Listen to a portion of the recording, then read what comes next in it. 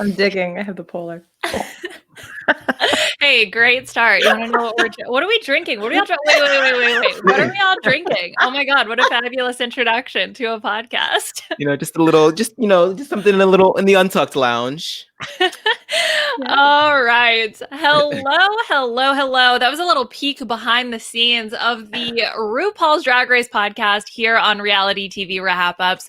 I'm your host, Liana Boraas, and we are here to talk about episode 3, the third part of the premiere, is kind of how it feels, of season 13 of RuPaul's Drag Race US. We will be talking about Drag Race UK at the end of the podcast. So definitely stay tuned for that. And we'll talk a little bit about our coverage for that season as it also premiered this week. Now, we have so much to get into, so I don't want to delay us any further. Let me welcome in a woman who's with us week after week, Beth Dixon. Beth, how are you?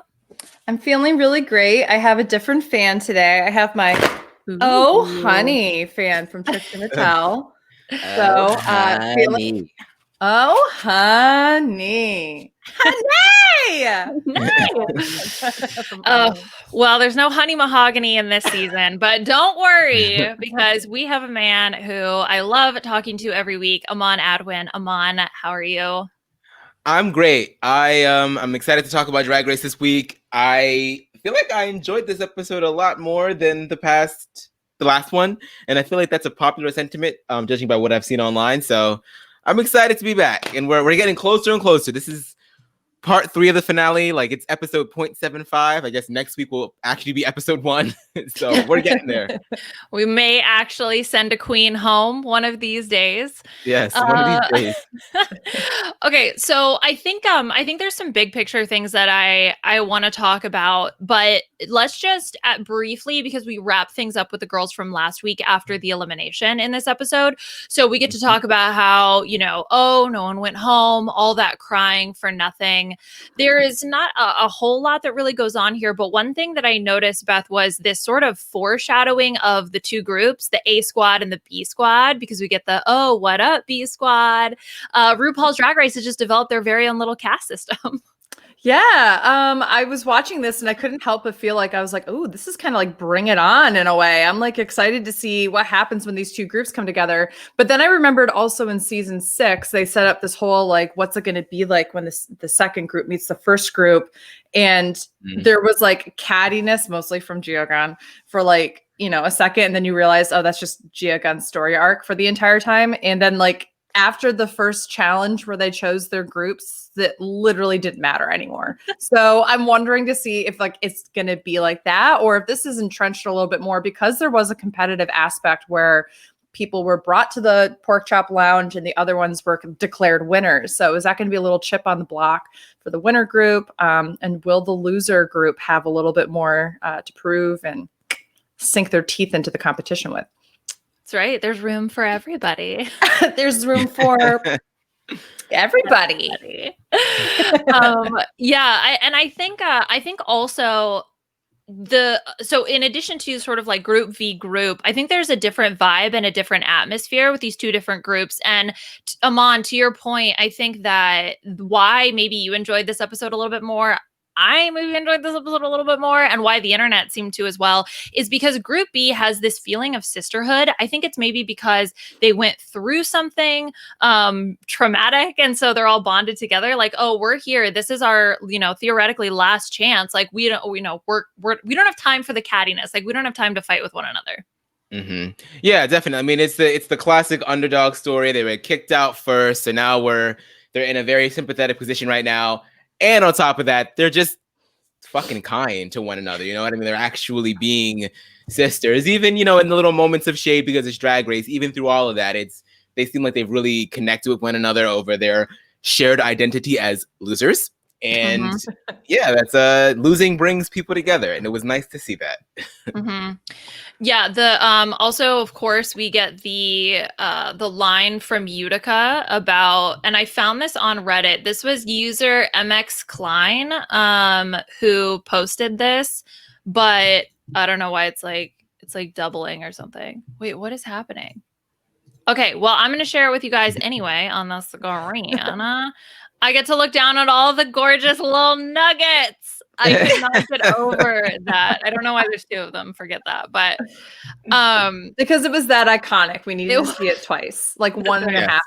Yeah. So yeah, I love that. I think it was just, I don't know. Maybe it was, with the fact that they felt more kind to each other, Aman, that just made me like this group a little bit more. And especially on the rewatch, I think I really was appreciative of the sisterhood and like the love that they were sharing with one another. Not that I don't find the drama fun, but it was definitely a different atmosphere and a different feeling, Beth. Yeah, I feel like this group has been humbled from the beginning so that they're more likely to just want to support each other and see each other succeed. They have a little bit more of a drive themselves. And in and of itself, that creates an environment that's much more competitive friendly and supportive than the other group that just kind of feels like they're on top of the world and they haven't been knocked down a peg yet. So it'll be interesting to see what happens when these groups come together. Will the first blood be drawn from the winner group? And will that humble them? Or will it be from the group that was in the pork chop lounge? And will that make the heads even bigger on the winner group? I'm interested to see what happens. Yeah, and thankfully we got the... Yeah, go ahead, Mom. Sorry. I forget who said it during one of the workroom segments, but they were like, I think it might have been Kimura. She was like, promise me that the winner will be from this group. Like, let's stay, strong with the loser circle. Let's do it.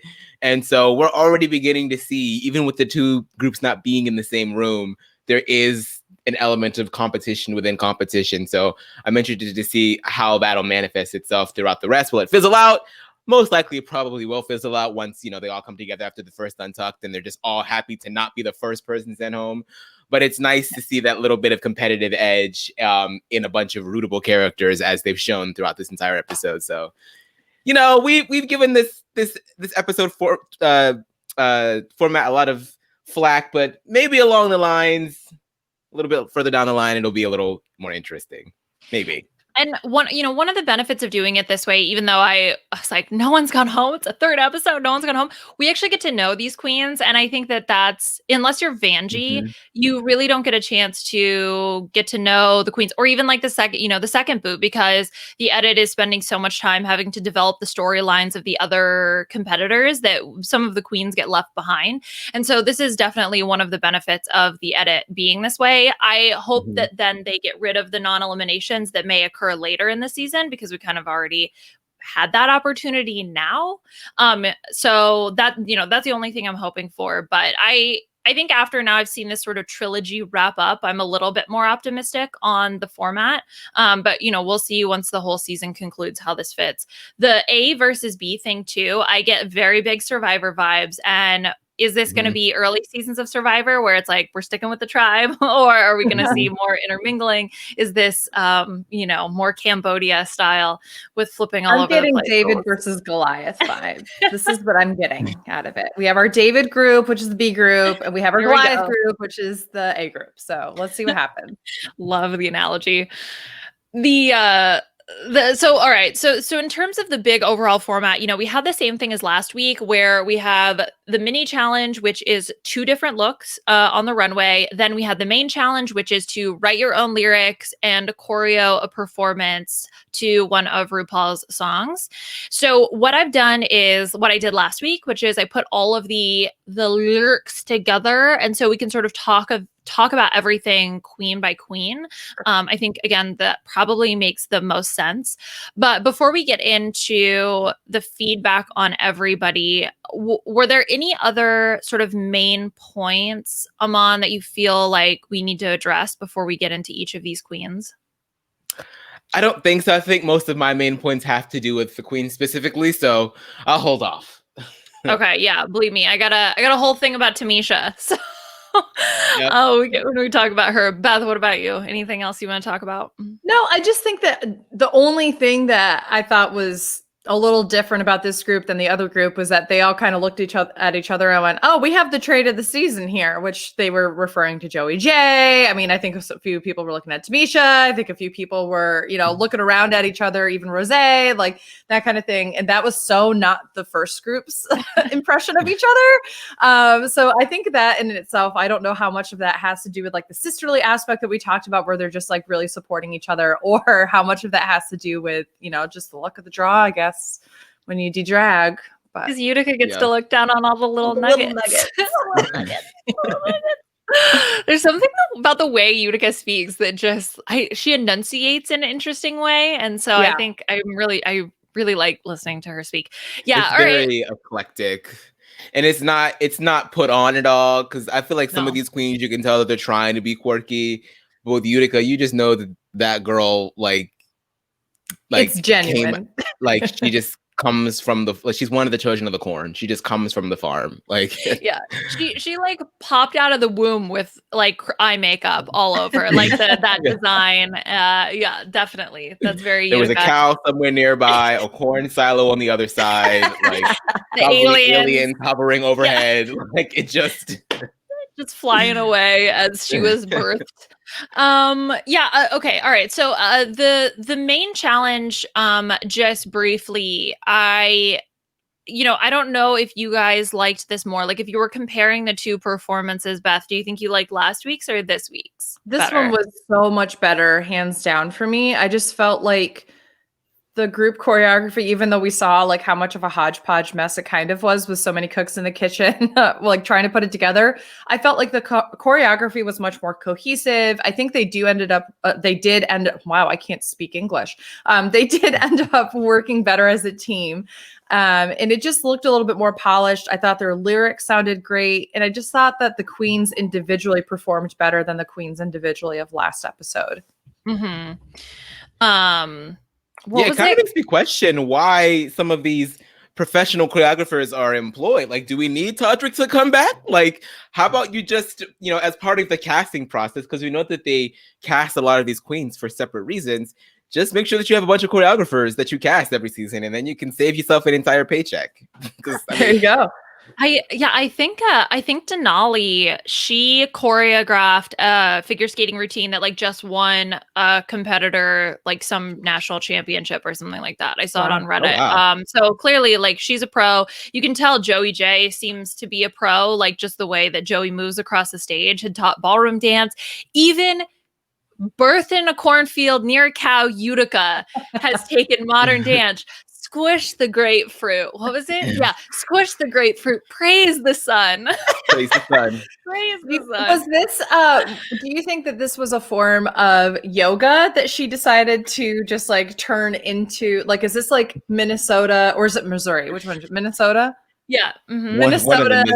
Minnesotan yoga dance moves brought to drag. Modern dance, Beth. God. Sorry.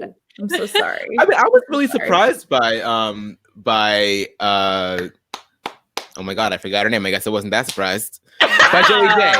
By Joey J, because I mean, she walks into the workroom week 1 talking about filler queen, and then she has such a huge part in this episode, and it's like a big reason as to why this team was so successful. So filler queen, where, sis? Like I feel like you're really coming into your own here. Sure, there was some critiques that we'll talk about during the judges panel, but I don't know why she sold herself so short. Maybe this is what she wanted to do so that we're more impressed with her when she delivers.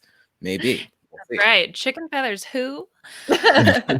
We got to see some of that hucking and bucking this time, and it was hucking and bucking. Clucking, not hucking. Oh my God. I'm a hot. Come on, English lessons. Come on, hucking. I really enjoyed Nicole Byer as the guest judge. I mean, she's always fabulous. And to have her back, it's like, oh, thank you. And the fact that she wore, so her outfit was the Crystal Method inspired, Michelle Visage inspired look. Oh, was it? Yeah. I didn't know that. It was like the red one. Let's see. I think I can pull up a picture. So so this was the Crystal Method look. that Crystal was wearing. And so I don't know if you noticed, but like Nicole was wearing something very similar. Yeah, very similar to that. I did not notice that, but that definitely makes sense. And I love that. I love that. I love when the guest judges are fans of the show. It just feels so right. It feels so natural and so clean. I love it. Yeah. I mean, and the number. Yeah, can we Beth. just make a petition to get her on as a permanent judge? Because I was so much more entertained by her than I am by like half of the judges. Like, I mean, don't get me wrong. I love me some Carson. I think that he brings a really important voice. I love me some Ross. I think that he brings a very important voice. But Nicole, come on. She had everything in stitches. She had really great critiques. I don't know. And I mean, she's in that world. I can't even name. She's the head judge of Nailed It, right? She's the head judge of Nailed It, but she on Why Won't You Date Me? She's interviewed every drag name is definitely how it feels from, like Bob, Bendela Creme, like all of them have been on Why Won't You Date Me? Shangela. Yeah. I have never listened to an episode of Why Won't You Date Me, but my one of my roommates is a big fan of that podcast, and so like maybe like every other morning I get woken up by Why Won't You Date Me? Why? I'm like, what is that? I'm like, oh yeah, that makes sense. Okay, well I recommend it. Yeah, start with somebody that you're like, oh, I want to talk, like I want to hear from this person, one of the guests, and then that's how I started listening to it. It was a friend of mine introduced me to the Shangela episode, and then I just started listening to a bunch of them, and then once you kind of fall in love with Nicole, it spirals. But anyway, this is not a Nicole Byer podcast. This is a RuPaul's Drag Race podcast where you should stay listening to us and wait and go listen to her later. Okay, stay here. Believe me, we're getting there. It's gonna be fun. I promise. Okay, let's get into all of the looks from this week, and we can talk about the performances. The mini challenge was Lady and the Vamp, which is, very similar to the assignment or whatever it's called that they got last week. It was like Lady of the Day and like Temptress of the Night or something. And then, of course, the main stage was We're Here, We're Sheer, Get Used to It. Let's go ahead and kick things off with Denali. So, Beth, Denali's looks. What are you thinking? What I liked the most about this was just how diverse all of her looks were. I will say the one thing I'm hoping that she starts to stray away from and show us something a little different with, and I'm going to say this for a couple different queens as well, is the silhouette. So the middle one is a little different, obviously, but she has the same kind of similar silhouette where it's a shorter, almost cocktail dress length, maybe like a poofy sleeve or something right here. It's very ice skater-esque costuming. And it looks really cute on her, and she does a really good job pulling it off, and she has really unique concepts. I mean, look at how different all of these dresses are. But one thing I like, as soon as she came out in that runway look, the last one for the actual category, I went, oh my God, is she going to start getting read about wearing basically the same kind of style dress? I don't know. But I will say I loved all three of these looks. She styled every single one differently with her hair and makeup. I not only got the Lady of the Day, I also kind of got Lady Gaga vibes out of the first one. Like more in the like earlier part of her career. So like, Fame Monster. Yeah, Fame Monster. Exactly. Like coming out and I just loved the hair combination, that kind of like highlighter yellow with the blue. I loved the blue coming down the leg a little bit. Some of that same fabric. Her vamp look was definitely vampy. I loved it. And that last look was really a unique way to pull off a sheer look. So I think that she has a really unique vision, but I'm just interested to see, are we going to see the same length and style out of her? And I have a feeling we won't, but I just noticed that 3 of her 4 first looks that we're introduced to have that similar kind of cut to them. Mm-hmm. I think that so overall, I think she probably had the best set of 3 looks. Well, maybe not, but she was definitely one of the top. I mean, and with the performance also, like I totally understood why she was in the top 2. The one little thing, so I hear your point, Beth, about the silhouette. There's also something about the fit on some of her outfits. Yes. on her chest, not boobies, but like I'm talking like lower chest, rib cage, waist-ish area that just I don't know if it's her silhouette. I don't know if the clothes are like slightly too big, but there's just something that is a little bit off. And unfortunately, in a game of inches, a few inches extra on your garment like does make a difference in ultimately in the judging. And so that's just another like little concern, but I thought she looked fabulous in a lot of these looks. Yeah, I like to call that the undercarriage look. Like right section, I mean, just there we go. Yeah, a little undercarriage. Yeah, like so I mean, she was fine to me this week. I wasn't that big of a fan of all of her looks. I think the second one for me is probably the strongest. The runway one, I mean, is this the garment that had like the loofah joke? Like to me, it just sort of it's not my ministry, but if it works for the judges, then I guess it has to work for me. I like the daytime look. I like the fact that the blue crystallization is running down her arm and down her leg. I think that's a nice touch, and I do love the urine yellow wig. But I agree. I think that the fit is a little off, which reminds me like during the Untucked this week, they talked about what it was like having to get ready for the quarantine season of Drag Race, and how Denali was the one that made the comment that the city queens, you guys got lucky because even in the middle of a pandemic, you're still within a sphere of resources. Whereas someone like me who lives in Alaska, like them fabric stores can stand open for me. Like I can't even buy ice in Alaska. Like it's crazy over there. So I wonder if that has anything to do with why some of these looks might be a little bit ill-fitting. And I hope that this isn't a thing that we continue to see, because that's not going to be good for you, sis. But to me, I think the strongest look is the second one. So that's what I'm rocking with in terms of Denali this week. I would go with that excuse, Aman, except for the fact she currently lives in Chicago. So I don't think that she has the excuse. Never mind. Never mind. Maybe she went back home. We don't know. We don't know. Maybe she quarantined at home. We don't know that. That's true. That's true. Yeah, the second look, just the way it moved was really, really pretty. The way that the skirt moved. And I felt like also she's very deliberate with the outfits that she chooses. Is that just the story that you tell afterwards? Like, yeah, this is the state flower. Yeah, this is a nod to Alaska. Yeah, this is definitely referential. But I don't necessarily think that's the case. I think it's really true, especially, that second outfit, the Moschino fall 2016 inspired look, right? Like that. She has a point and she has a perspective, and she's trying to deliver a very specific type of look. And I think her lyrics also were the best in the performance, and she just stood out on stage. You can tell she's a performer, she's a dancer. That ice skating background really helps with her. And I do feel like her being in the pork chop group is maybe beneficial to her, because it allows her to stand out in a way that may not happen depending on the other queens who are around her. So, if you're going to take the good with the bad, I think that this maybe is a good thing for Denali. I agree. I think I'm not sure about that shoe with the third look, with the runway look. I'm not sure about that black shoe. Okay, so that's exactly what I was going to go for. I was going to say there's two things about the last look that made me question a lot. One was the shoe.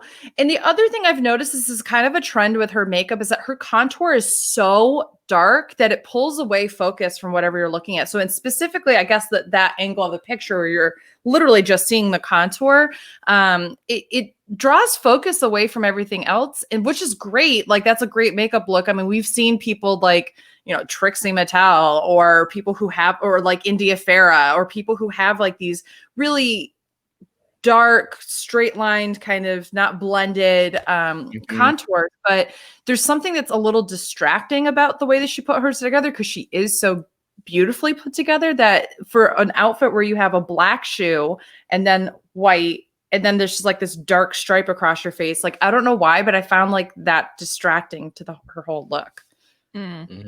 Whereas it works really well with the second look, for example. And it actually doesn't look that dark. Yeah, I do see that now with each of them. It's that same dark contour. I wonder if this is also a situation of painting for TV versus painting for the stage. Probably. It could be, but we'll have to see. I'd have to go back and look at her her look from week 1 to see if it was so dark, especially because she was wearing a white. Oh, it was, and she was wearing a white gown. So. It was something that like you can tell would look beautiful on a stage, but I kind of was just like, for your exact point, I just kind of wrote it off. But now that I'm seeing it just like 1, 2, 3, it is so much more prevalent with an all white look than it is for even like the first look where she has like, you know, the urine colored hair, as Aman said, or the middle look, which is obviously black. So it kind of fits to have a darker contour. But it just looks a little out of place with the last look to me. Mm-hmm. Mm-hmm. Mm-hmm. All right. Well, hopefully we will see that soften maybe a little bit, but if not, who knows? Maybe it's her signature look. Just I'm here for that. Well, if you're here for a signature look, let's talk about Ms. Joey J with her signature. I don't wear wigs, but also I did that one time. So, but here, Aman, we see 3 different looks, no wigs. What did you think of Joey J's looks? It's very like, well, it's very grandmother that is still young, that is picking her kids, her grandchildren up from daycare on her motorcycle. And it's really, really cool to the grandkids, but to her peers, it's like, girl, what are you doing? Are you trying to say, how dare Jersey? No. maybe I'm being a little bit too harsh. The girl does not look bad. She doesn't look bad, but it is certainly repetitive.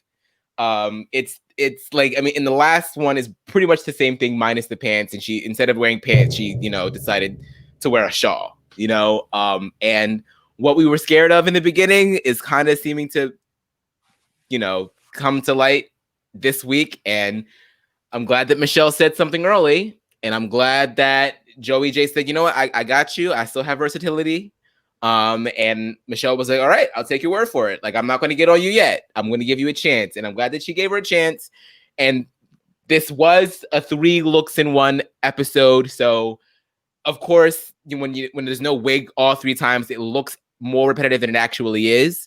So I'm going to withhold full judgment until, you know, the next week's come. But there wasn't a lot of inspiration here between the first 2 looks, and the third look is the strongest, but it should be the strongest because it's the runway look. So I don't know. I just wasn't that enamored with Joey J this week.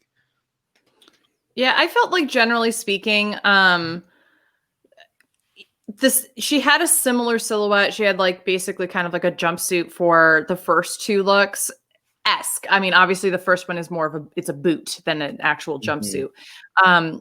And when you do both of those without a wig, like, it just doesn't show that you have a lot of versatility. If she had even, I think the best look out of the 3 of them to have a wig on, if she were to choose one, she could have had like a high pony wig for the second look, like a sleek high pony wig, and then that would have been fine. And then you're like, okay, great, she can pull that off and that kind of thing. So, but I think the main issue with her is not so much that she's not wearing a wig, it's that her hair is styled the same every single time.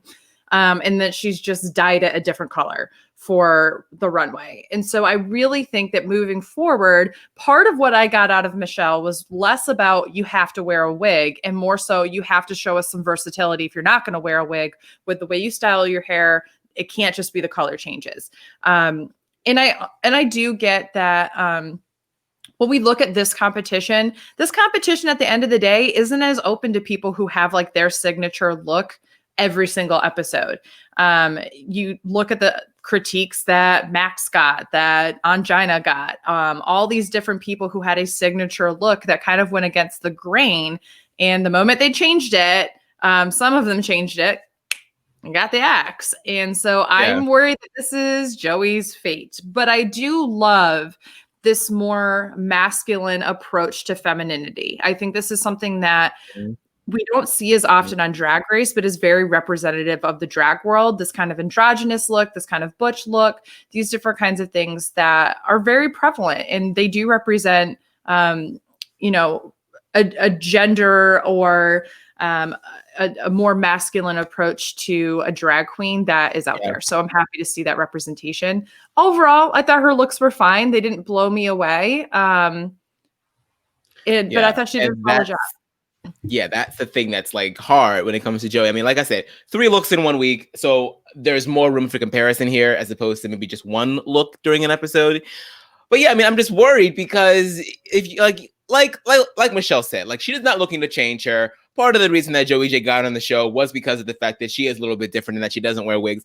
But it is a TV show, guys. Like you have to come with more tricks up your sleeve. And the girls that do wear wigs, what sets them apart every week is that they have different ones every time. So, and the ones that wear the same wig also get read. So it really isn't just about the wig. It's about, like you said, versatility. And I'm afraid that if you don't, because if you're not going to wear a wig more often than not, then those looks have to be the talk of the town. They have to blow me out of the water. I have to not even be looking at your face because I'm so focused on what you're wearing, but I don't know if she's going to be doing that. I don't know. I mean, she said she was filler queen and she surprised me with her dancing abilities. And then it brought me right back down with this. I've just been on a roller coaster with Joey J. I first of all, I agree with everything that you guys have said, especially in terms of the critiques and it being more about versatility, not necessarily about you have to wear a wig. Her second look though, girl, dominate me. Like I love this. I love this, but the effects are diminished, I think, by the repetition, right? Because then you're like, oh, okay, you're really good at that. Good. Like, I love it. Can I see something else? And that's unfortunately just a byproduct of the show. If she were if she were performing right on stage, not on RuPaul's Drag Race, I'd gag for these looks, I'm sure.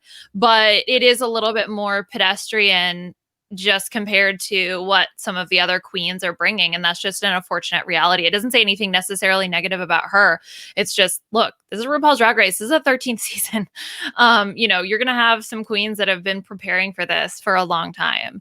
And I think it was when Ross gave the critique about her last look being, oh, this is the best thing we've seen you in.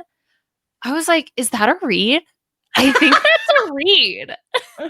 Yeah, because this isn't that great, and it's it's the second week.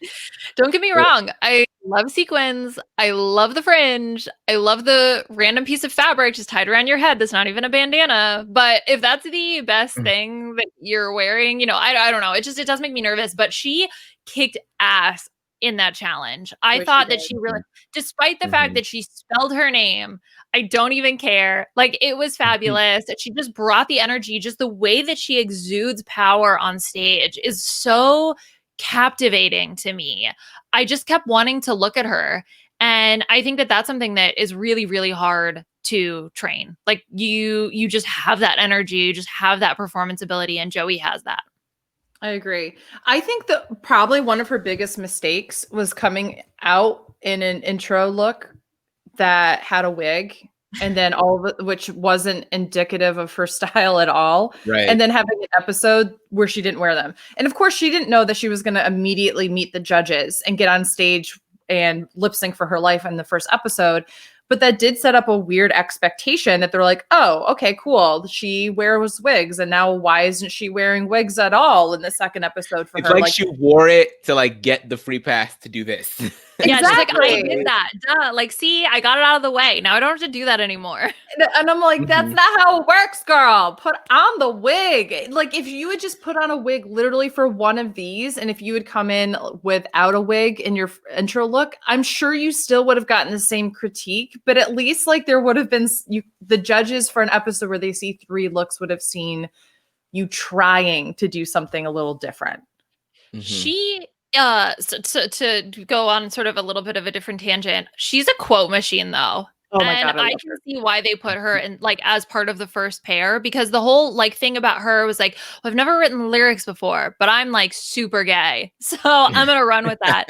And then her first look when she comes out wearing shades, she said something like, the sun is so bright, but so am I. Like, so am I. I was like, yes, Joey. Okay. I can see the star quality in her. And I think, she's from, where's she from? Phoenix or something. Yeah. So yeah, I mean, I think I could imagine, like, if she went to LA, I think she's got growth there, and I'm excited to see, regardless of how she does on Drag Race, how her career takes off. So yeah, she's an interesting character, and I think I get a lot of confessional worth out of her, even more so than the competition, which does scare me a little bit. But then we also see a lot of our like best narrators go in the middle, so maybe she'll stick around a little longer than our predictions had her for. I don't know. It'll be interesting to see how she does. Okay, let's go ahead and take a sip of some rosé. Talk about some looks this week, Aman. How did you respond to what Rosé put out for us? I mean, she brought it. These all look like they were like art pieces within a New York art studio. Like she pulled from a lot of different places. The first look, very like I think Ross described it as pop art, and that's exactly where my brain went as well. Very Andy Warholian. It's just it tells a bit of a story as well with the spelling of her name at the end. Very Sasha Velour from season 9. And then Jose. Who's Jose? I love how they probably could anticipate that something like that was going to happen, but they were still being so cheesy and campy with like, oh, Rose. They're so stupid. But yeah, the vamp look. Yes. I love that face cage. I love the hat. I love the cages around the hips. It's just doing it for me. It's hitting all of the pressure points for me. I love it so much. And that she loves it too. Like she's kind of like, she's sort of like a Valentina or like a Kimura, like where you can tell that they were just living for that garment. She was living for that garment. The third look, I like the look. I'm not the biggest fan of the sleeves. Like I get the exaggeration of the sleeves, but sometimes I think it was like just during the lip sync, I guess like the functionality of them just wasn't doing it for me because they were kind of moving up and down the arm. You kind of want the effect of like the lip sync between Coco and Alyssa, where Coco is just, but the fact that they were just like moving so much up and down her arm, it sort of like lost that bit of magic for me. But that's just like me nitpicking. I like all three of these looks though. So she's also a queen that is like, I'm gonna come in with fashion, like Alexander McQueen, Moschino inspired like looks. That big trash heap in the middle of the ocean inspired looks for the third one with all the recycled plastic. It took me a little bit to digest the second one. At first I was like, I want the head piece to maybe like mimic the shape of the peplum. I don't know. But then the more I looked at it, I was like, no, Liana, you love this. Like you like it. You like it. But Beth, how did you respond to Rosé this week? I mean, I think that she brought the most versatility out of everybody. And I think that she showed that she can do a whole bunch of different kinds of styles and pull them off. What I like the most about the first look is that you have this very over-exaggerated feminine physique, this hourglass figure, but the way she painted her face was actually quite masculine. Like it's very androgynous looking. And I actually really love that. The only thing I didn't get out of that was like the lady portion. Like, I don't know if it fit the assignment for lady as much as it did just like, look at this awesome dress I have. That's, Alexander McQueen inspired, that has pop art, that's Warholian, like all these different things. But I did love the dress itself. I thought it was really great. I mean, the vamp outfit for me, I had the same initial thought you did, Liana, which was I wanted things to kind of match some of the rouging and, the bunching on the sleeves and that kind of thing. But I really do love this. And this is a way that you can pull off those higher like thigh boots with essentially a swimsuit in a way that doesn't just look like thigh boots in a swimsuit. She really elevated it. Exactly. And then with this third look, I really got I'm marching in pride with this look. Like that's what I got out of it. But I love the It really colors. matches the little thing that we have for our video here. It's like, yes, that's blending actually a right good in there. point. Actually, that's absolutely what it is. And I love that she does exactly what she should do. And this is where I hope Joey Jade gets some inspiration, is that her trademark is having that like pink hair, right? And she only did that for one of her 3 looks, and she did it for the main stage. So hopefully Joey can see like, okay, Rosé is going to always talk about her pink hair, or she's going to wear that in some way, or she's going to style it in a different way. So this is where I'm hoping like someone like Joey can see this is how you apply it to this particular competition. But I thought that she did a great job. I loved her performance. I definitely felt like she should have been in the top 2 as well. So for me, this was a home run of a week for her. Is hand-dyed plastic sheer? Does that like, do you think that fulfills the requirements of sheer? That's a good point. I felt like the sleeves did, but I felt was like this... actually going to ask you guys a similar question, a more basic question on my behalf. I feel like I was able to sort of like get it from the context clues.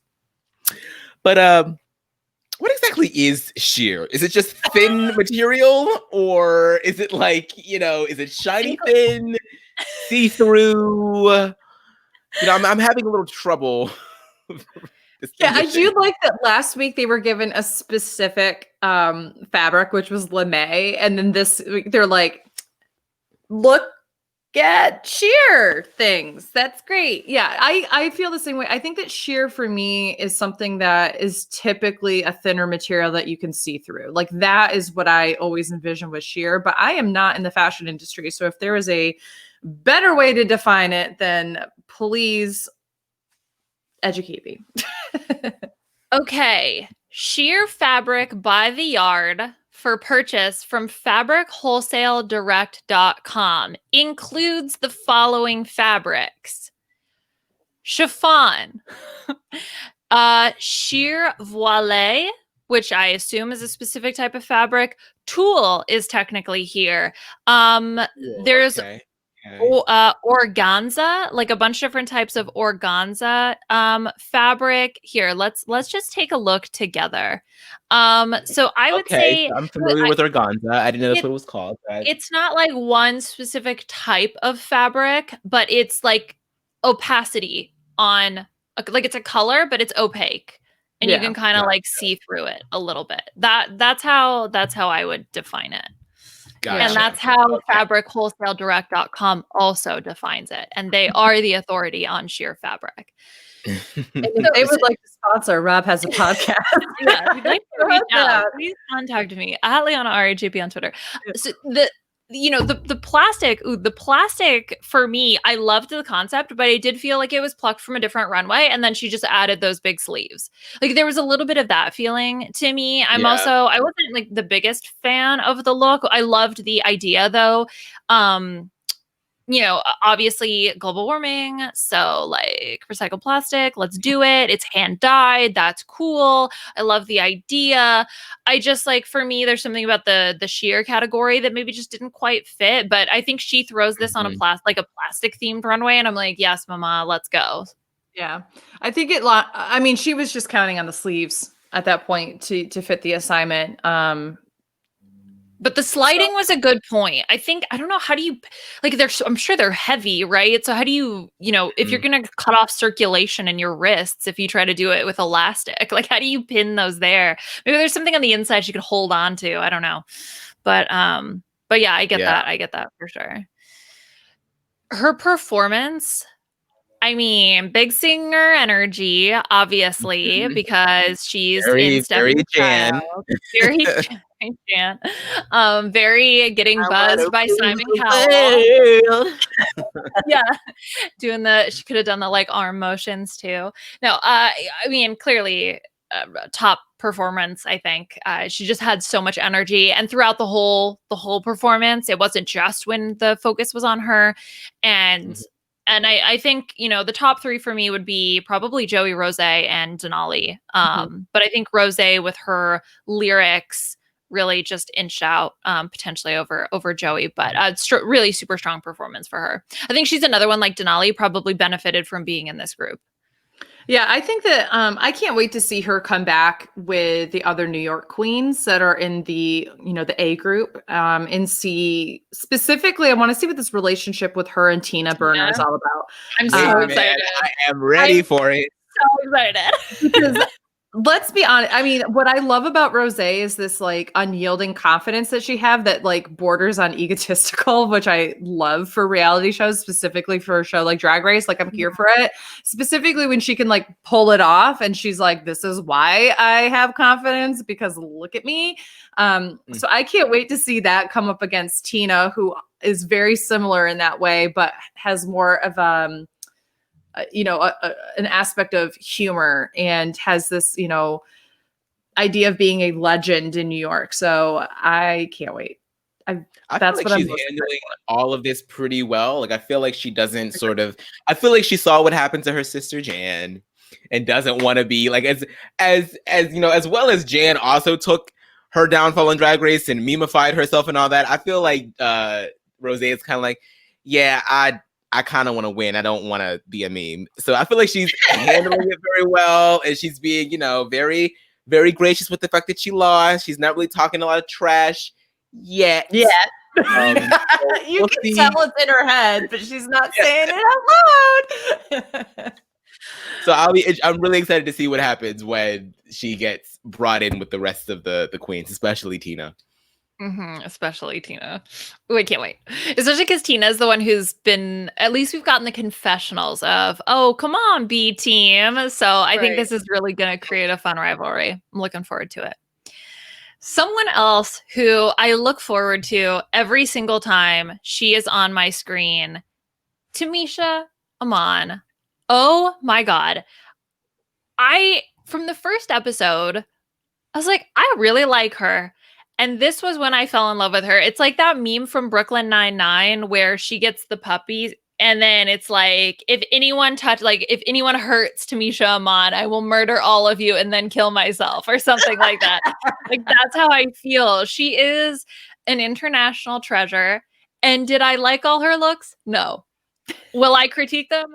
Yes. But I need to say from the onset that, oh my gosh, I'm obsessed with Tamisha Iman.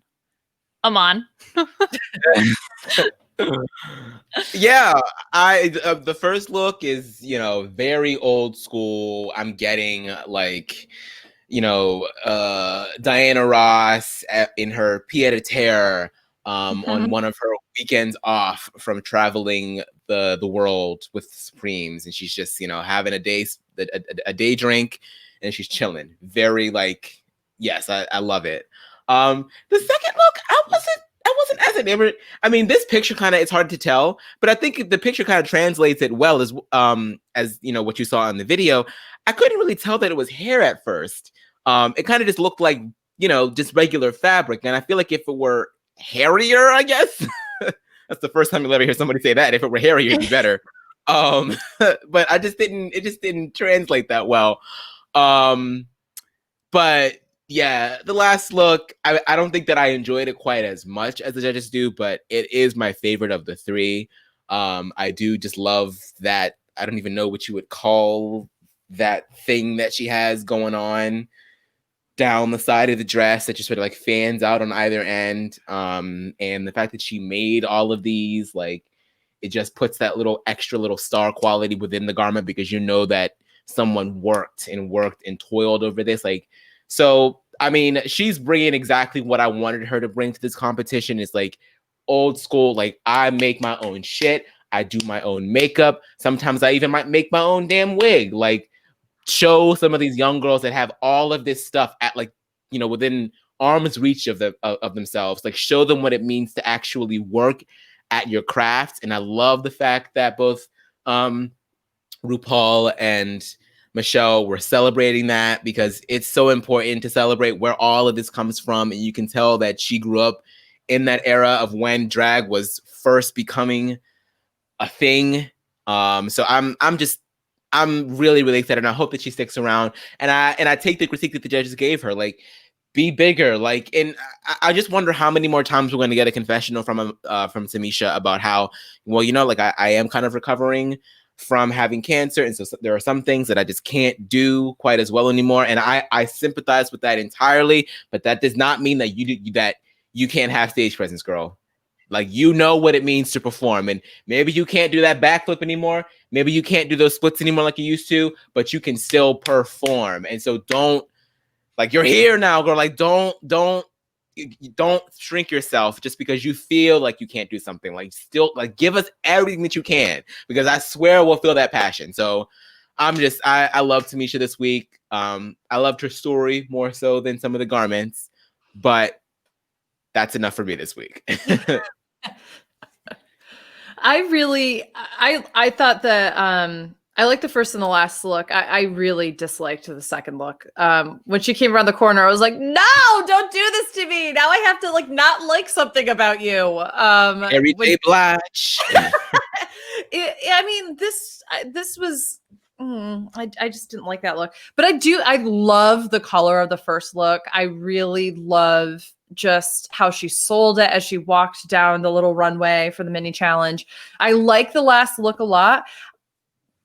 I don't like the big half bow thing though. I wish that it was smaller. And part of the reason is this is the same thing I'm going to say every single time about her, is that she cuts her neck off so it doesn't look like she has a neck. Part of that is because she's wearing the breastplate and then she's trying to cover that up with a necklace or with a garment that comes up to here. But like, there's a way to do that doesn't cut off your neck. And we've seen queens do this. And I don't know if it's just like doing something that paints a little bit so it blends into your collarbone or whatever. But she just cuts herself short every single time. And it's getting on my nerves a little bit. And I'm like, maybe that's something I shouldn't be focusing on, but I can't help that she comes out like this to me every single week. And I'm like, oh, but you're so gorgeous. I want to see like you just own it. I want you to have that like long neck moment and just say like bask in me. And you just can't get that same level of energy or confidence when you don't have the neck to do that with. Like it's something that I never really considered as much until the season. I think that her biggest problem, to your point, Aman, is she has stage presence, but you can tell she's holding back. And that's the thing. Like there's an energy in her face that's missing. There's an energy in just even some of the movements she does. Like she's moving and she's doing a great job, but you can tell there's a difference between when somebody moves at 85% and when somebody moves at 100%. And I feel like she's set on 85% right now. All of that said, I'm in love with her. I want her to stay. I love her in the confessional so much. I love her in this competition, and I just, I'm like cursing pre-season 13 Beth for saying I don't know if I'm gonna like her that much. I mean, is she even gonna be able to? But I just want to go back in time and slap half across the face and go, "You don't say this about Tamisha Iman, Beth," and that kind of thing. But I know, like, how dare you say such a thing about such an icon? How dare you? Eat your words, Beth. I know, right? I mean, I really hope she's Miss Congeniality. Okay. So on the performance, because I felt like she did have more energy when it was her solo. And I think she talked about this maybe in Untucked about like, okay, let me wait for it to be my time to shine, then I'll shine. And that I totally understand. She's what is she? 49. She's 49 years old. Last year she had cancer. She couldn't walk. She's been performing for 30 years. Like, I do understand this. Oh, just bring more. But Drag Race is also a super intense process, and the fatigue that you must feel after working for 12 hours a day. I think it's sort of similar almost to The Amazing Race of like, oh, how could they not read their clue and make such a stupid mistake? It's like, because they haven't slept and they're exhausted and they stayed up all night practicing choreo. I mean, not for The Amazing Race, but I hope, I mean, maybe. Well, sometimes for The Amazing Race. I don't know. Maybe for when they get to the mat, they're going to do a little dance for Phil. Anyway, so that is almost, and I'm not here to like make excuses for her, even though I am 100% here to make excuses for her. But I do feel like that is a reality, a little bit of her situation, because so Jace on Twitter reached out to me and sent me a video of her performing in 1996. Okay, so I was 5, and Tamisha Iman is out here kicking butt on stage, giving us that energy. So I know that she has it in her, but it could, it just could be something that is a product of age. Like if Drag Race had happened, 20 years ago, she's front runner, with a bullet, right?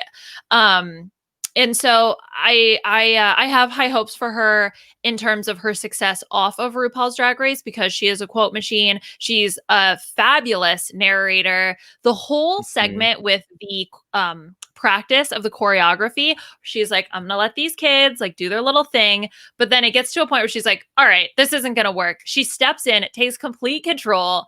I was obsessed with her from that moment on. It was lovely to see, just being the adult that she is. And then also, again, to hear her story, she has biological children.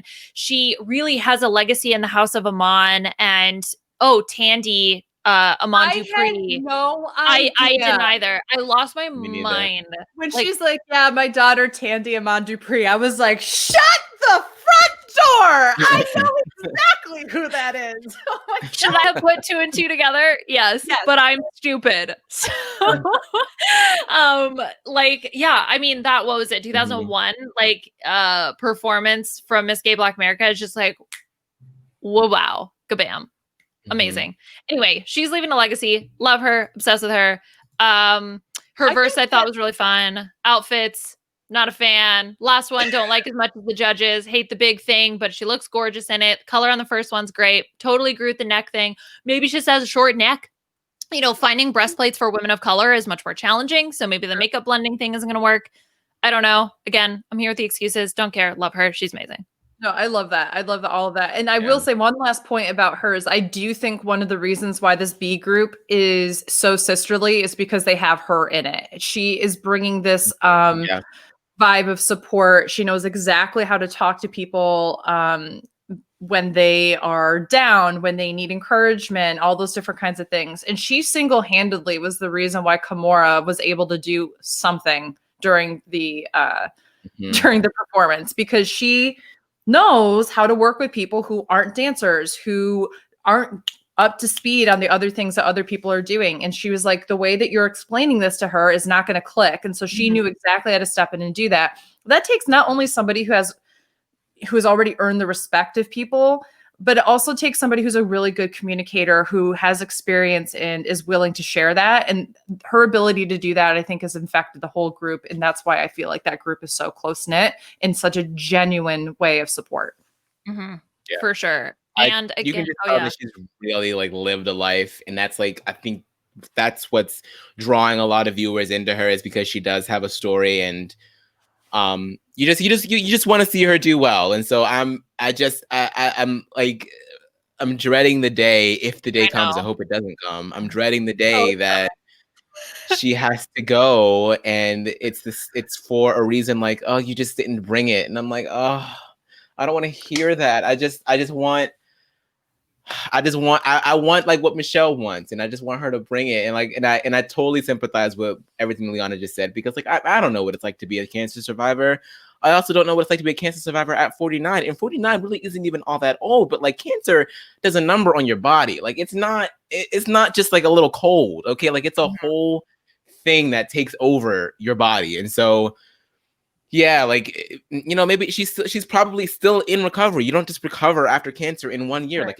It takes time. So in the middle of a pandemic, mind you, as well. In the middle of a pandemic, right? So and the fact that she's even here, that's great within itself. And so I just hope that she's able to I don't know. I just maybe just can we just like hold off on the dancing competitions a little longer and then just, give her some time on like, just some acting challenges or something? I don't know. Can we rig it? Can we rig the competition for Tamisha Iman? Or just like keep her to give quotes because like, the children are excited. I don't know who gave them all this candy. Kimura's eyes are ping pong balls going back and forth, all of that. Amazing. Okay, well, we must move along and let's go to Minnesota, as we now remember. Beth, you were the highest on Utica Queen. How did you think she did this week with all of her looks? Okay, she is quirky as hell. We already knew that. We've been new. And the other thing about her that I love the most is that she is another person that likes to take unique concepts, these different patterns, these things that clash, and try to make them work. Now, do I think that these all fit the assignment? No. I don't think that the first one at all screams lady at all to me, but did I fucking love it? Yes, I did. I loved this. So like I don't mean this in a mean way. I mean it in like a silly way, but it was so stupid and I loved it. And like I'm in the minority here, but she is somebody who definitely has high concepts and a really unique perspective and knows how to combine them in a way that is actually polished. Like you wouldn't be able to pull something like any of these three looks off if you didn't have a level of polish. I think her vamp look was really interesting and cool. Like I got this Elizabethan kind of vibe from it, with a very different styles kind of wig. She kind of carried over some of the balls into this other look. I didn't like the front of that dress. It looked like it wasn't hemmed as well, or like it was like unfinished in some comparison, just looked like a piece of fabric that was just hanging there. So that's the portion that I'm like, wasn't as polished as I expect from you. And I watched this with some of my friends, and I know that I'm probably in the minority here, but I loved this last look. I thought it was really cool. I loved how she fixed her makeup to this. It was not, an expected way, but the problem I have with it again is that the features of this dress that are standing out aren't the sheer aspects. And if the runway is sheer, I expect sheer to be the show of your outfit. Which by the way, that was hard to say. So try to say that 5 times fast. Sheer is the show of your outfit. Sheer show. The sheer show. So that to me, I don't think was the strongest sheer outfit, but I did appreciate seeing this on the runway, if that makes any sense. She, to me, was not the strongest this week altogether, but I so appreciate her. And my last thing I'll say about her is I know that we've been giving her like a lot of Thorgy vibes. And to me, she also brings, not in terms of style, but purely just like out of drag. If she shaved her head, she would be Sasha Velour's little, brother, sister. I mean, like 100%. Like, yeah, I could see it. There's just something about the obvious intelligence that she's bringing that's a little different. Like Sasha's was very like book intellectual, that kind of thing. Hers is a different form of intelligence that comes out of creativity and life experience. Luna Lovegood. Yes. She's a Ravenclaw, which as a Ravenclaw, I am so happy to claim her. But this is there's just aspects about her that I think just make her so interesting, and I love her in the confessional. She's just a person that I'm really happy is on this season. I can't get over the Luna Lovegood, Aman. That's like a perfect comparison. I love it. Mm-hmm. Very, very out there, but you can tell that they know what they're talking about, even if you don't know what they're talking about. Mm-hmm. I enjoy Utica this week. I wasn't the biggest, like, I don't feel like when she, came around the bend for the runway, I was kind of like, okay, this is fun. This is cool. This is great. I liked the balls are fun. It's very Chuck E. Cheese to me. Like, just just replace Chuck E. Cheese. Like, just make it Utica cheese. I don't know. Is probably. I mean, Utica sounds like a cheese anyway. Like, yeah, just spread some Utica on that. Make it taste sharp. But yeah, the second look is kind of cool. I like the circle that kind of encompasses her head. And like the sideways pigtails are very interesting. I like the fact that she kind of has a different way to paint as well. I think the paint job for the runway look is probably my favorite. And I didn't notice it on the runway, but during the Untucked, you can tell that like most of the ponytail is black, but then there are like there's some blue in the wig as well. There's some yellow in there, like matches the under part of her sheer outfit. So I thought that was like a nice touch to detail. So there's like specific details of Utica's outfits that if you like really take a second to look, you'll be like, oh, I see what you did there. That don't always come across because the runway is like, you're in, you're out. And so is it like the best of the sheer outfits? No. And I think that she knew that as well, because during Untucked, she was like, I'm obviously not in the top, but I think I avoided the bottom as well. So maybe she just, figured for the sheer run, she kind of phoned it in. So hopefully for the other one, she'll bring it a little bit more. But, she was fine to me this week. She's quirky enough to make it work. Right. And it's genuine, right? Like we talked about at the beginning. It doesn't feel put on in a fake way. For the lady in the vamp look, I loved the continuation of the crinkle, like the balls ended up like crinkled. Like either there's a story there. Either, she transformed or the vamp, attacked the lady or something like that. So there's a cool story there, but it would take a lot of explaining maybe for me to understand. So I don't know if that necessarily fits sort of what the challenge, the simplicity of the challenge, where it's like if she had brought one of the balls out and crushed it in her hand, then the people would have been like, oh, you would have seen it. Yes. Not that the ball look screams lady, but in comparison, it looks more ladylike, very mod fantasy. And the story again, I think, is just very indicative of Utica. I hated the way that the second look pinned in the front at the bottom. I don't know, there's just something weird about it. I couldn't stop staring at it. But that being said, I really liked all three of these looks, apart from just those few little details here and there. I'm with you, Beth. I really liked this last look. And that was in part because of the way it moved when she walked the runway. It's one thing to pose and take a still photograph, to post a picture on Instagram. It's another thing to be able to move through a space and create art as you move through the space. It adds this other dimension, like literally, to what you're doing. And this is something that the garment did.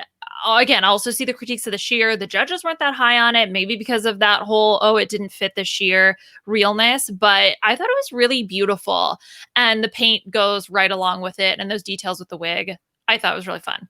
Her performance had, for me, the line that I remembered after the performance, throughout the performance, and like the next day, which was, there's not a bone in my body, gonna wiggle to the top, wiggle to the top. I don't know why that stuck with me. It just did. And I hope for more of those kind of wiggle to the top, wiggle to the top, because those are little things I like using in my daily life. So the more quotes that Utica can give me, I'm going to hope that she wiggles to the top, wiggles to the top. One of the lines that didn't even come from her, but was about her is, it's going to be, I'm interested to see what RuPaul does moving forward. So RuPaul, it did a similar thing to Utica that he did to Kennedy Davenport, where he would name all the different airports, right? And he did that for Utica, but he said Syracuse, Schenectady, Utica, which is funny because she is not from upstate New York, which is what he's trying to do, which is cities that are along I-90 in upstate New York. And I just died because I was like, does he not know that she's from Minnesota and not from Utica, New York? Because she's wrong Utica. Standing there like, I don't know what that means. Because I really don't think a lot of people, unless you're from upstate New York or have traveled extensively here, would understand that. I also love that in that reference, and I say this as an upstate New Yorker, who, lived and was born in Syracuse for a while, that he didn't do that in any order of like how it goes on I-90. So he literally went Syracuse, Schenectady, Utica. Like Utica is in between those two. So it just was in Schenectady. I don't know. It was just really He'll probably funny. figure it out as the season goes on. I didn't even know that there was like a method to his madness when he did that. Like I just figured that he was just naming airports. I didn't know that they were all within a sphere though. That's interesting. Yeah, they're all in a line in on the New York State Thruway. And what was funny to me too is that one of my friends who literally lives in New York State was like, is he doing Greek names like Utica, Syracuse? I go, are you kidding me? He's doing upstate New York. And I said, besides Schenectady is Mohawk. It's not Greek. So I don't know. It's just like, Oh, it was a moment. Yeah, either Rue or the writers will figure it out, hopefully, at some By point. the But finale. I did love that. That really made me laugh. I was like, yes, because like one, it's a through joke. Love that. And it's for Mhm. Utica. Perfect. Okay, we have one more queen to talk about today, and that is Kimura Hall, who barely made it to the runway. I genuinely thought, I know it's just an editing trick, but still, I was genuinely concerned for a brief moment, Amon, that Kimura is not going to make it. I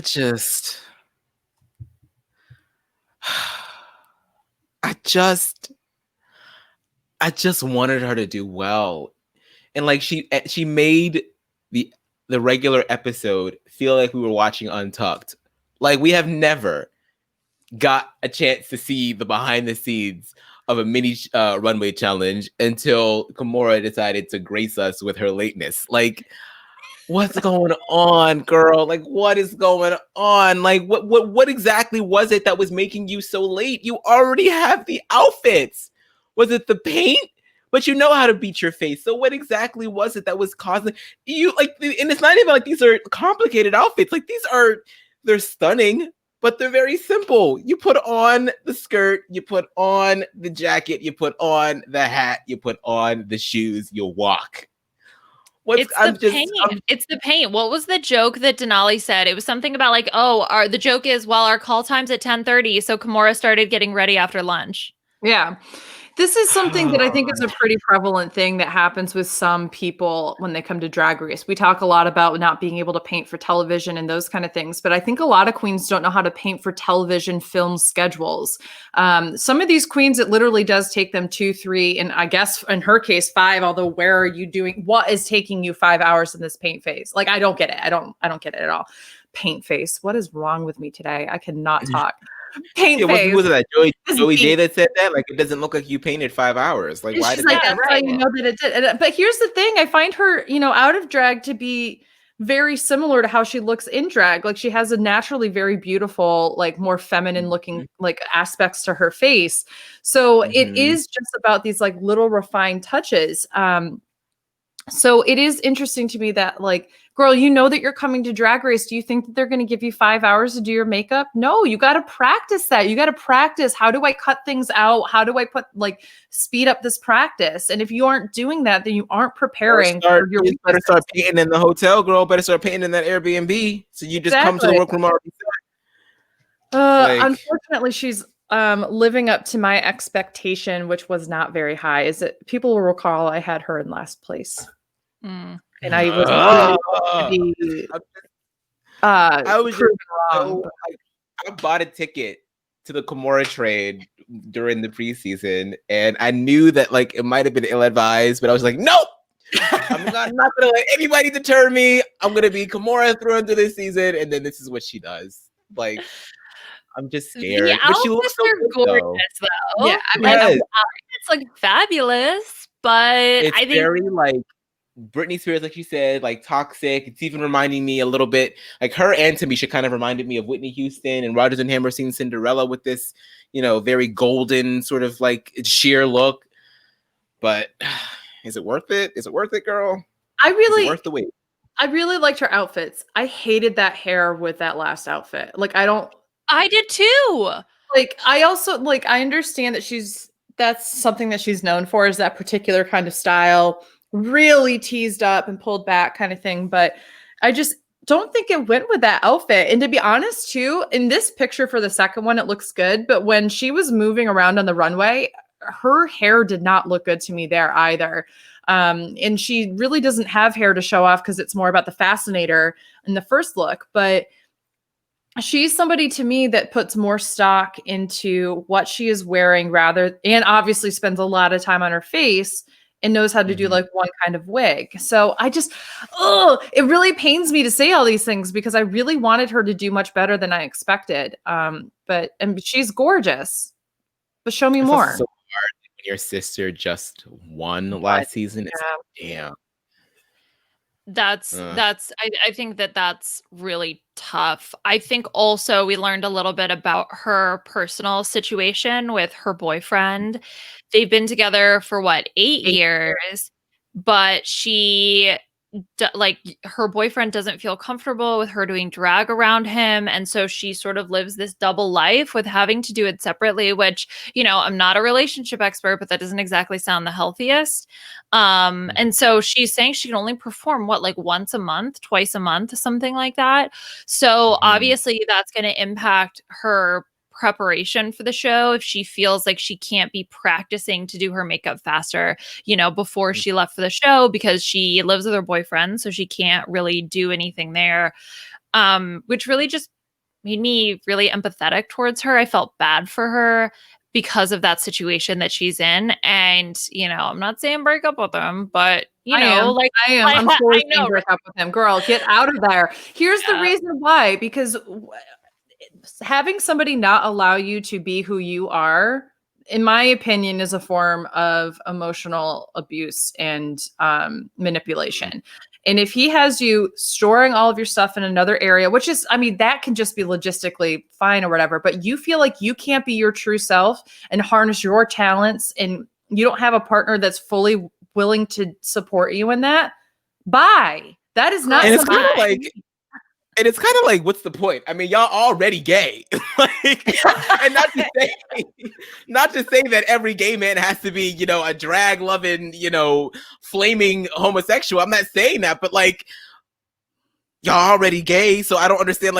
Isn't that already a hump within itself? Why are we adding more humps to the hill? Get over it. That I agree. That part really just made me feel like, damn. So you already had to come out to your parents, and then your boyfriend is also putting expectations on you as well. I don't know if her boyfriend is also Asian. Maybe that has something to do with it. It's the whole. It's just a double whammy there. I don't know, but. Yeah, that does make me feel for her. It just sucks. I don't know. I felt like she was going to do well, and I don't like being wrong, and obviously I'm wrong, and I just wanted so much more. You don't know. She hasn't been eliminated. She could just absolutely turn this around and then turn the party. Maybe she needed a rough couple of first weeks. Maybe she needed the reality check of girl, you need to learn how to paint your face faster. I did love her in the during Untucked, because she was very honest about how, I know that I've been fucking up, and I know that I almost lost this chance again. But I'm gonna go out there. If I have to lip sync, I'm gonna do my best. I did my best during the dancing. I feel like I did a good job at the performance. Maybe it wasn't the best, but I came and I didn't give up. So she still has some fight in her. So we'll see. So she's 29 years old, meaning that if she's been in this relationship for 8 years, which she would have been 28, she's been in that relationship since she's been 20 years old, right? There's so much that changes and so much growth that happens, especially at that age, that that may not be the same relationship. Just because you're in it doesn't mean you have to stay in it. So just to bring it back to that for 1 second. But I do think that this is. So those little touches that I think should be different, I think is a byproduct of the lack of time, and that she felt like she had to rush. But the critique that she got, and especially I think Nicole described it as it's like she's going grocery shopping without a list. She's just picking stuff off the shelf, sort of chilling, looking confused. That's something that I don't necessarily think is going to be able to improve rapidly enough in the competition. And I almost feel a little bit put her out of her misery. Is that bad to say? She's going to struggle every time with the paint. She's going to struggle with the performances.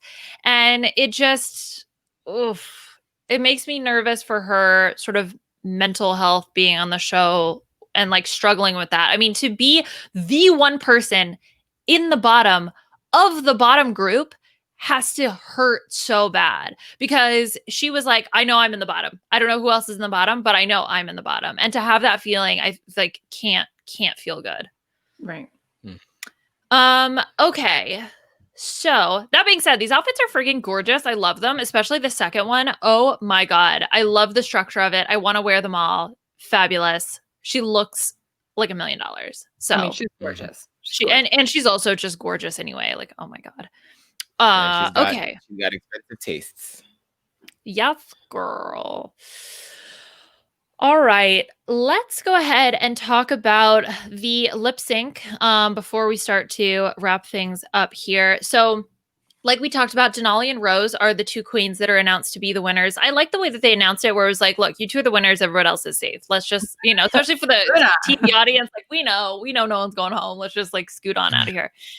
The lip sync was to If You Seek Amy. The budget for music. By Miss Britney Spears. Beth, what do you think about the performances? I know we talked a little bit about it, but do you think the right queen won here? Yeah, I think the right queen won. To exactly Aman's point earlier, Rose just couldn't get over the sleeves. She wasn't able to use them to her advantage. If I were her, I would have ripped them off and just performed without them.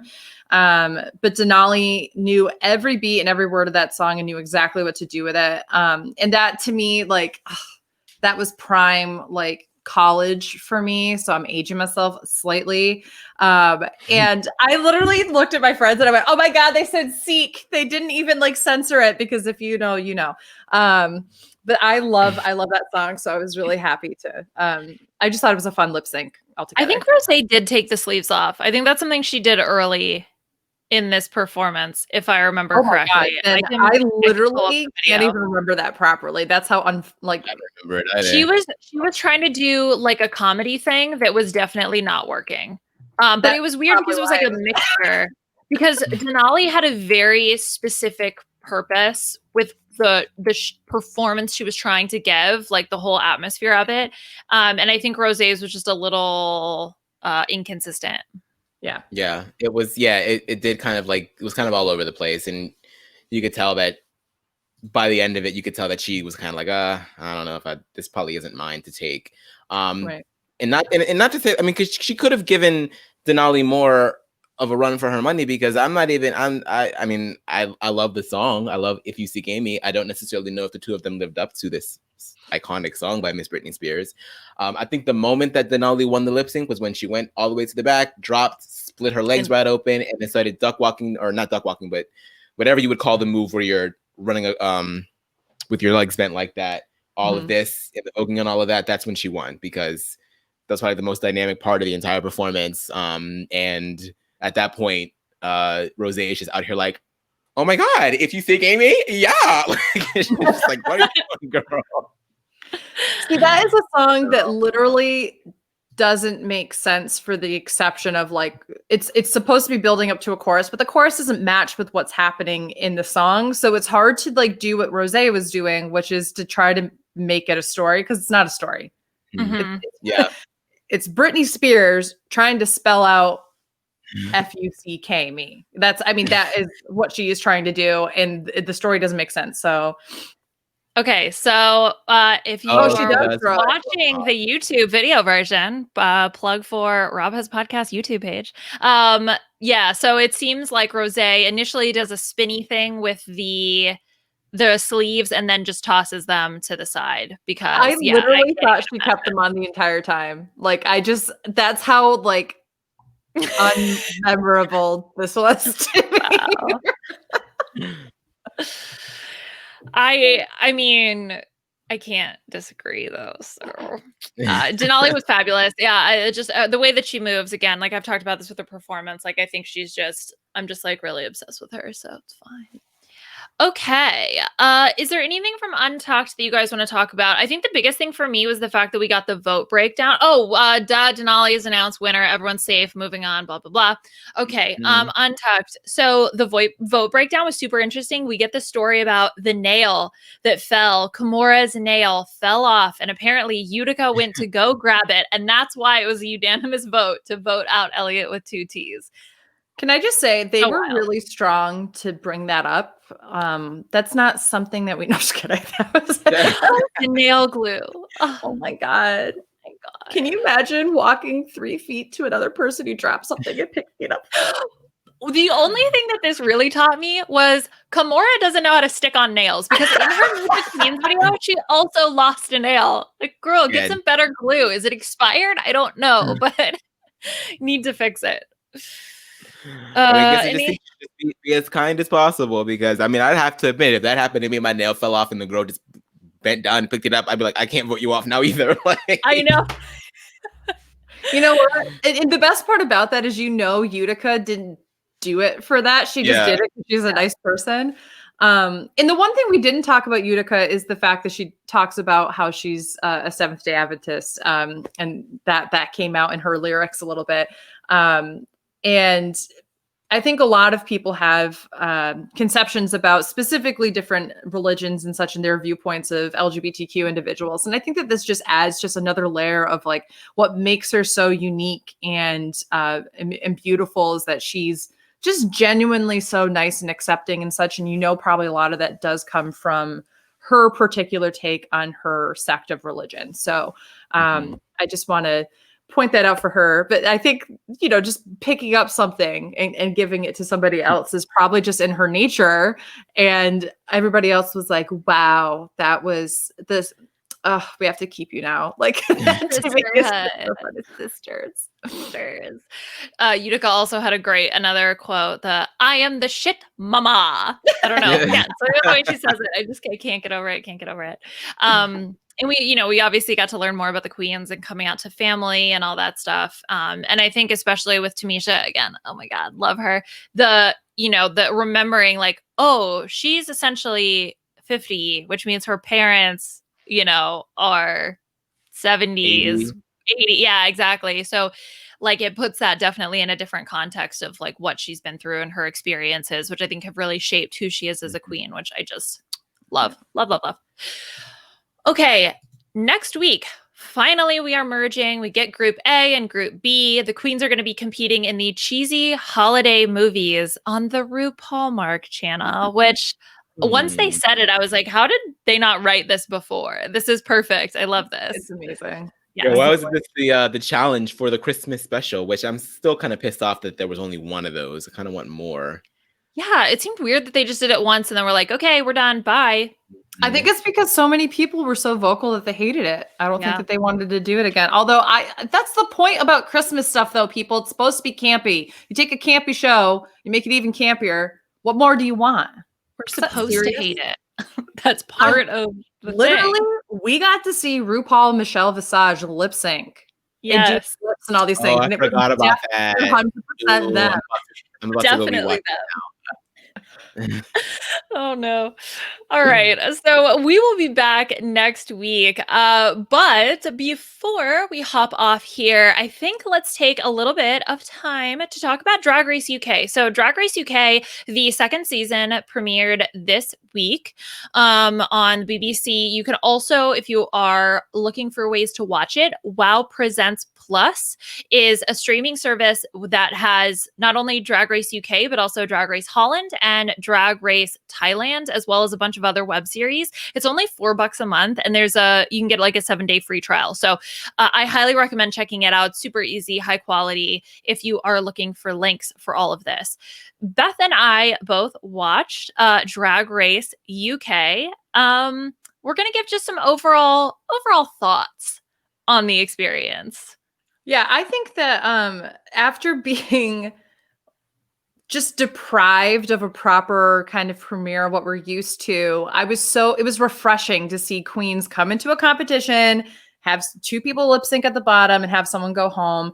I love this group of queens. I think they really do a great job of representing the British style of drag, which has many more camp elements to it than the US does. There's different influences. There's different just references there. And I think that one of the things that was a little frustrating, specifically, they had to serve two different looks. One was British LGBTQ icons or allies, and they had to pay an homage to one of them. And then the other one was to represent your hometown. And I just kind of felt like they were unnecessarily harsh in some areas of the hometown looks, especially since I'm sure specifically for RuPaul and Michelle to a certain extent, they don't likely know a lot of these references. So they really had to listen to what the queens were, describing and such. But this was, I think that this group of queens are fantastic. And I think that,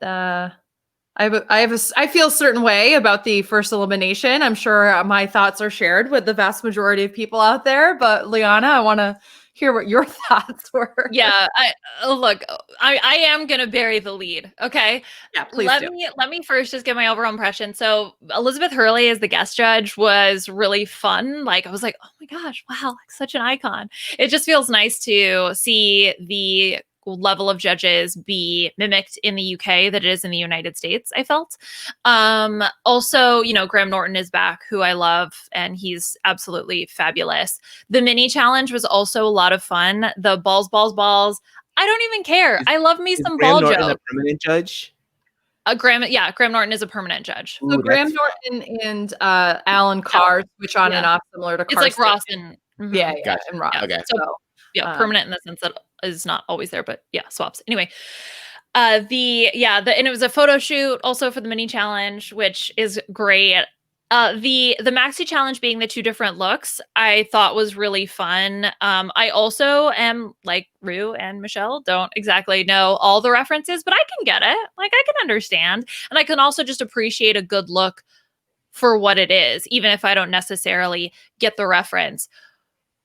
Which brings me to the judging that we got this week.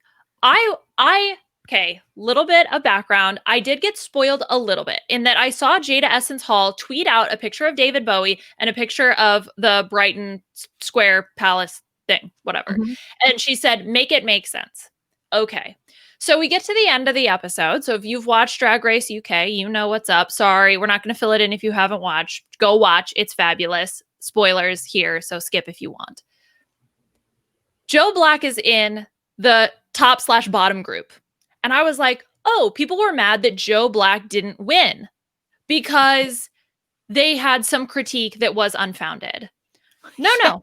That was not the case. Joe Black was in the freaking bottom for looking fabulous as a wonderful mermaid dress inspired version of David Bowie. And the Brighton Palace look, I don't even care if it doesn't look like white like the outside. It's gorgeous. Oh my God, I'm sorry. It doesn't fit the right time period piece that you're looking for. I'm sorry. This is more 15th century than 16th century. So I'm really going to have to give you some knocks on this one.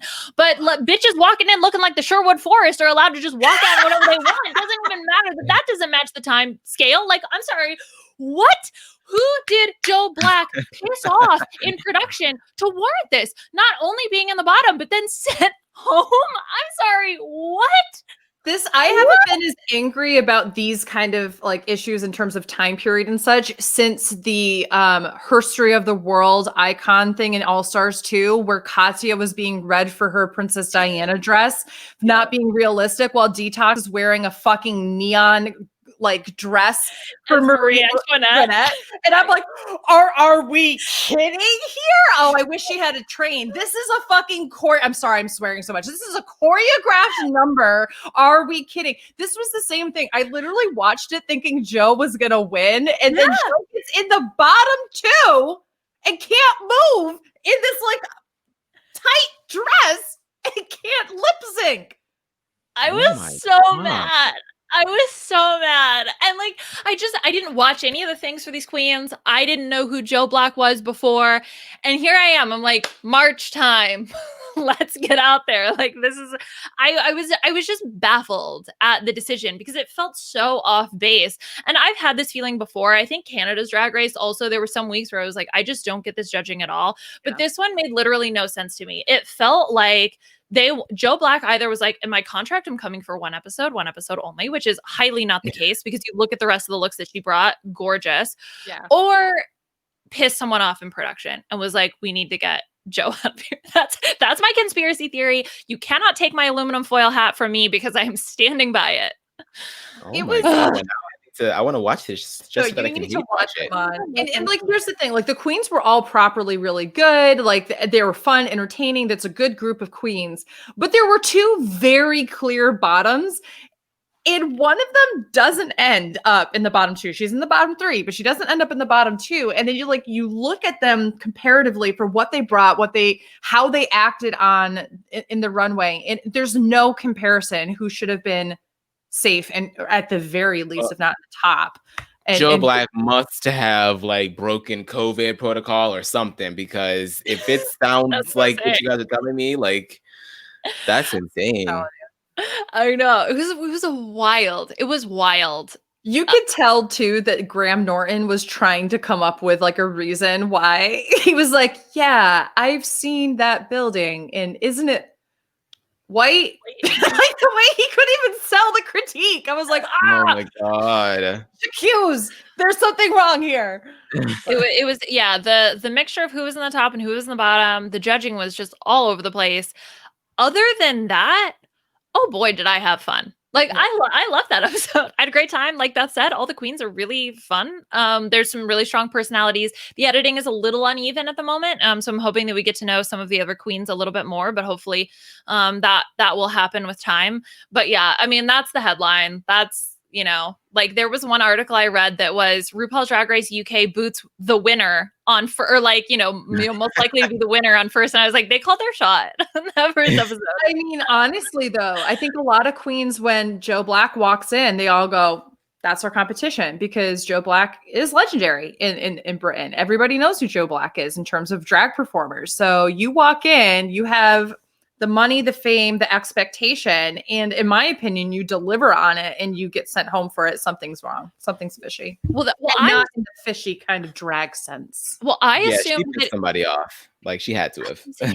Well, and I was assuming, because we were getting a little bit of that storyline of, oh, I'm really successful, blah, blah, blah, blah, blah. And I was like, she'll have her downfall eventually. She's not going to win, because this happens sometimes. Or if queens who are really successful in the outside world come to Drag Race, and then, it's Drag Race. It's not the real world, right?